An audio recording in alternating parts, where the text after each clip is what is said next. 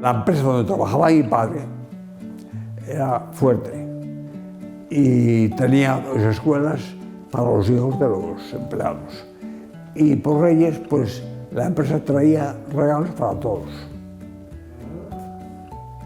Y se puede decir que era de la única manera que se recibía un regalo, yo por mi parte, y como yo por los otros compañeros, los Reyes Magos. No se conocía a Papá Noel, o apenas se nombraba a Papá Noel, eran los Reyes Magos.